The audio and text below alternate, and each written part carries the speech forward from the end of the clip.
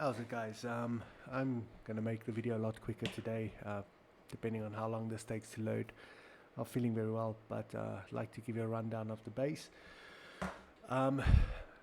Built pretty much the same pull box base. Love this base. I'll probably build it again in the near future. What makes it very unique is, again, the stackable floors and ceilings, meaning it's 2 layers in and out of or through a top-down raid. We're starting off at the top here. This is the bedroom. Bedroom basically fully kitted, just some raid defense kits, some other miscellaneous items, some other important pieces, specifically my hammer, because all of my batteries are behind in these turret boxes.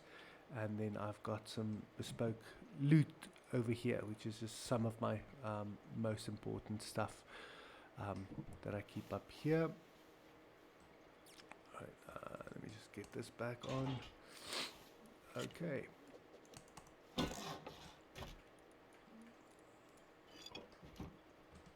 Alright, coming out here, I did not build the extra garage doors. There's supposed to be 2 more, but then I have to lift this stuff up and call it lazy. What the hell is going on with this wire? Okay, this is strange, but anyway. All right. Okay. Top floor, this is basically just where my power comes in. I've gone a little overkill on that for good reason. But basically, this ore switch over here, I've set up 2 batteries in series, giving me 200 power. That then comes into an ore switch. That ore switch pretty much makes them function as 2 individual batteries, where either one of those will be used at a time. This only feeds my base items, right? So conveyor belts, lights, fridge, those kind of things, right? So it's not for my turrets. Then coming through in here, basically all of my switches, and this goes from, you know, lights, etc., and then I've got my turrets in there as well. Second floor is very simple. It's just my my sort of crafting table, my loot boxes over here.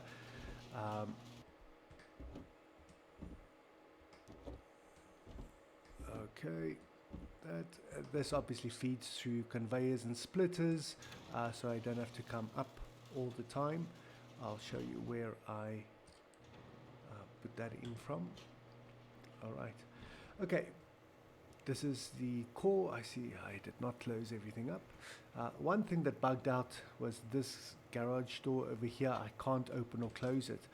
Now, I knew that could happen, and I've put that one down first with a lock, and while the lock is there, you've got no problem to open it. And then I put it on the wrong way around, took it off, put it back on, and then I couldn't put the lock back on, and now it's bugged out. So, and that's just because of the double ceiling, the stacked ceilings. So yeah, that one's been bugged out the entire wipe. I've not been able to close that door at all. Just my smelters with sort of the box where I just enter the ore items. That obviously runs through, gets melted and deposited back into that box. This barrel over here is for all my resources that goes up to the top, because I hate going up and down the entire day. The core is relatively compact. We've got our garage doors over there. I could have done the armor doors, except I just researched my entire tree and used up all my gears, so I can't do that, and it's just to max out my tree for the next wipe. In here is the TC, pretty rough, 12k, 3k, 83. When I fill up my TC, it's not 24 hours worth of protection, and so I've got the conveyor system again here feeding my TC the whole time. Not that it makes much of a difference. It pretty much takes it to 48 hours. All right, just some my sort of fuels and stuff like that. Here's some just some go ammo. That's obviously what feeds into there. I've created my little auto crafter system again. Very simple, just my auto crafter over here. Inside I just put the raw materials, blueprint. It pushes out my my med kits. As I take one out, it starts running, it replenishes the med kits back into this box. So no input for this one. I just basically use the device input as where the store for the raw materials. That makes it very compact. I mean, it's a conveyor, the crafter box with the meds in there. I like this a lot. All right, coming through here, let's just close. And no, that's not the door. Sorry, it's the other door by the jump up that won't open up.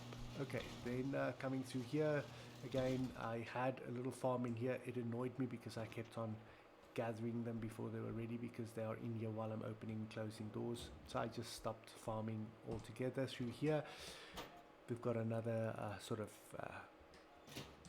locker with kits. Here's just some standard materials that I use for building and repairing my items. Over here, these just some items that I store, kind of go items, I guess. Coming through here, we've got the fridge set up over here. I've got my sort of tools set up in here. I've got my foods set up in here. Just some miscellaneous items that I don't have place for in the core, and then just some building items that I have sort of used or not used. I'm still looking for this dude, Brendan. I still have your gear. Alright, again here, just I love building this. I know it's not important on this server, but it's basically just a door warning kit. It doesn't take a lot to build. If it's green, you're safe to go out. If it's red, it means someone is outside your gate. Okay, coming to the outside here, the compound is a bit of a mess. I just put stuff, you know, sort of where I think they go. Over here, I did not go into building the entire sort of heartbeat sensor opening and closing of these turrets, but yeah, basically the idea is they are closed behind these garage doors. Heartbeat sensor picks someone up, it opens up for a limited time and then closes itself down again. As you can see, I put all the components in there. I just didn't end up connecting them. The reason for that is just the way that I set up this base. My component depth is too much, and I've had to reconfigure a lot of stuff to get to this point, because you can only have 15 components.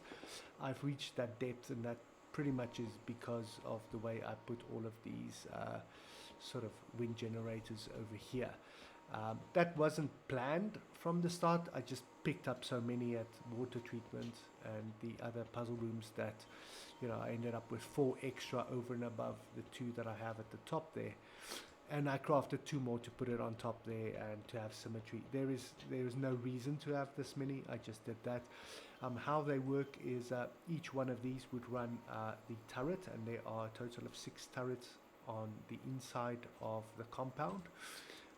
They basically feed into a battery. Okay, this is not the battery one. This is just one of my sort of spawn rooms with kits, but every second one has a large battery in there, and it feeds, you know, if that one has the battery, it feeds this one, and it feeds this one.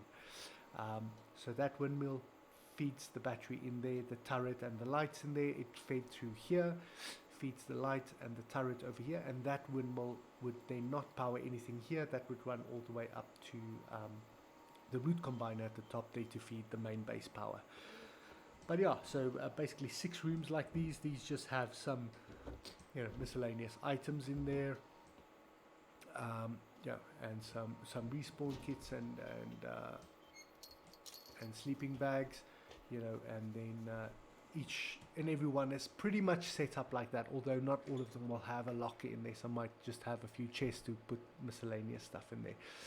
So we've got 6 respawns over there. The compound is nice and compact.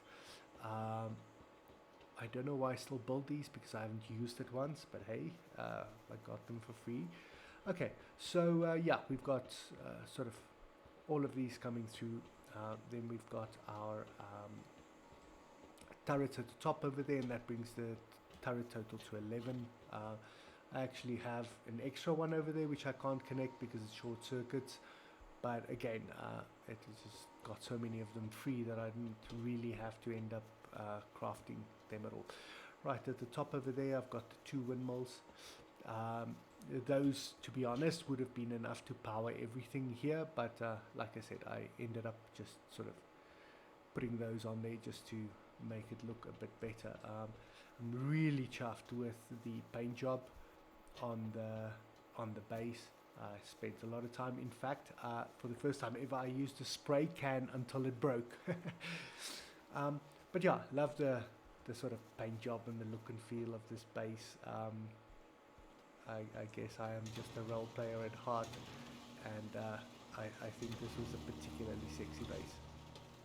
Alright, anyway, so there you get the feeling of what it would look like without, you know, it being triggered, without the heartbeat sensors, then opens up and pew pew pew. Alright, in terms of then just a few extras on here, I just have a very small, and I mean all of these rooms have airlocks to go outside, although some of them, 2 of them specifically, I sort of defeat the purpose because I can't get in and out because of the way the walls were placed. I did not see it at the time. Note taken. Right, in here is just my little garage. I literally only ran, I actually had 5 of these at a point in time. I just find them the most convenient, almost more convenient than a horse at this point in time, and so I've got them in there. So yeah, I was extremely happy about the way this base turned out. I think it's a bit sweaty in terms of resources, and I'll certainly mellow it down for the next wipe. But yeah, it was a great base. I actually love this base. There's nothing I would change. I love living in it. I love playing from it. In terms of location, this is a great location. Abandoned military base, almost as always my favorite sort of monument to go to. This one was very decent for mold crates and a whole bunch of other ones. So, but at least I guess 10 to 12 spawns on that one. That was fantastic. Water treatment was great. Great to get you know, the fragments. That's not behind the green card. It's the only place you can get them, but also then you've got the blue room over there. Looking, I mean, I literally got my tier 2 in the first day, and I guess 2 or 3 days later got my tier 3. Missile silo, great puzzles there. Obviously, ferry terminal, that new puzzle is very simple. Got a lot of fragments from that one over there. I've got the abandoned supermarkets over there, and I pretty much spent 99.9% of my time in this vicinity over here. I did have a starter here at sort of mining outpost because I wasn't sure where I was going to stay. That was actually a pretty decent location, but I only spent there a short amount of time over there. So yeah, this was really a great wipe. I got in a lot of PvP, so chuffed about that. I won a bunch of those fights, obviously lost a few of those.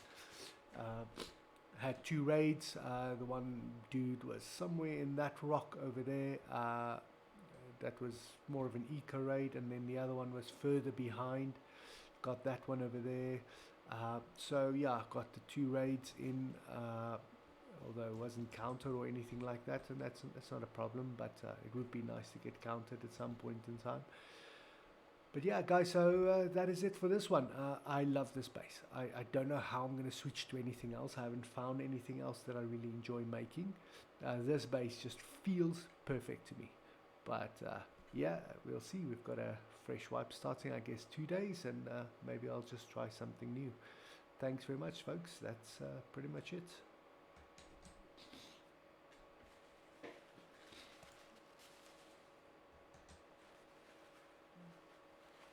And as soon as my radiant pops up so I can stop the recording, I will do so.